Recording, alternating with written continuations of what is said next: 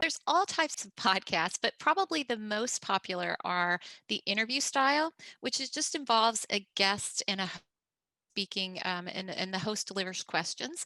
The solo style, which is one brave soul speaking in a monologue, and then the panel style, which is multiple guests, and one host again asking questions of the multiple guests. And then there's also the co-host style. For this type, I just recommend that you have a strong chemistry between the two co-hosts. Whatever you decide, just choose the format that fits your company best. So let's talk a little bit about our podcast. We run a weekly podcast that's about 15 to 20 minutes. It's interview style. And for our purposes, we want to make sure that we keep our podcast completely internal.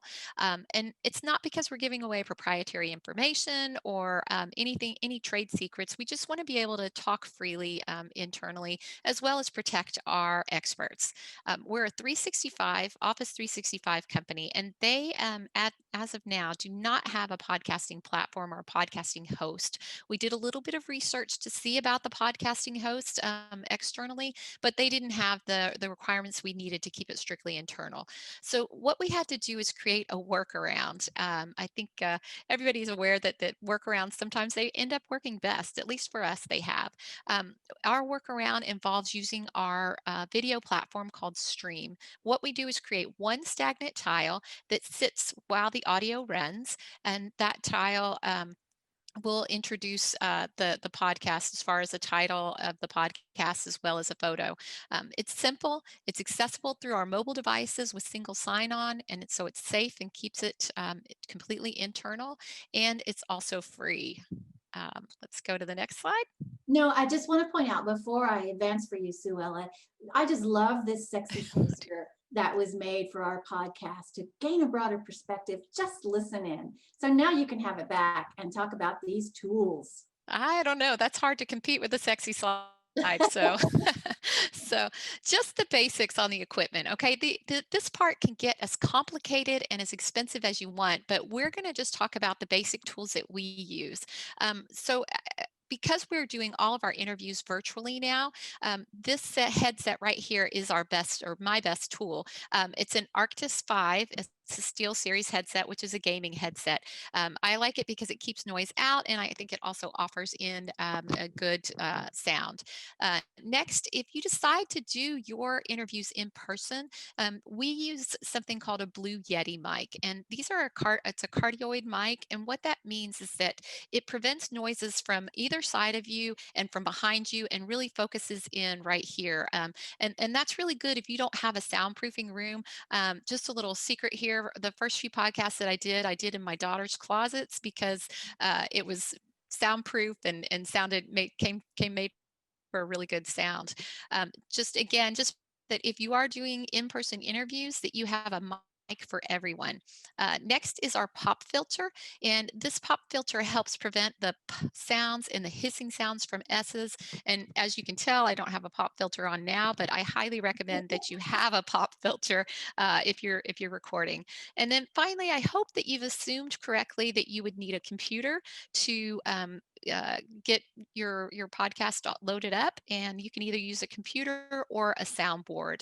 For us, we just use a computer. Let's see. So I'm going to talk about my process, which may be different for other people, but this is how I go about setting up my podcast. I First, I obtain a guest, and I try to make that tie into either a KM or a corporate initiative. We can choose from any of our experts, from our technical expertise programs or fellows programs, a champion, an executive leader, whatever works for you. I do a pre-interview. Takes no more than 30 minutes, and this accomplishes two goals for me. One, it puts my guest at ease, and two, it helps me to figure out what's the messages that we want to talk about. From there, I'll write up the questions and send those to the guest for approval. Just a little bit of a tip for you: I ask them to please not send me back the responses, because I tend to read along then in the interview and it sounds way too scripted. Once we've got the questions agreed upon, we go to our recording part, and this is done through a platform platform, especially when I'm doing virtually, done through a platform called Zencaster. And the reason why I like Zencaster is it allows me to capture each track separately. And that makes it for easy editing. For example, if I talk over Kim or somebody's has some heavy breathing, it's a lot easier to edit one track than edit a multiple people on one track. So Zoom does the same thing, just I found it a little bit more glitchy. So just be aware of that. And then once we've done our recording, I'll go in and edit. This involves a platform that I use is Adobe Audition. It's an Adobe product. It runs with the whole Adobe suite about $39 a month or less. And I prefer that one because it offers up a little bit more tools than say something free like Audacity. But people have used Audacity and they have no problem. So that's, if you're looking for a free route, Audacity's great. Once the podcast has been edited, I will drop it into an equalizer. That's the Levelator, and again, that's another free tool.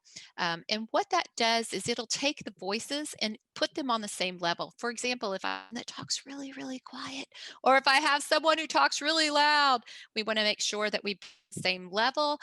The Levelator is a great tool for that. So once I've done that, that means my audio is ready to go. The next tool I use is Canva.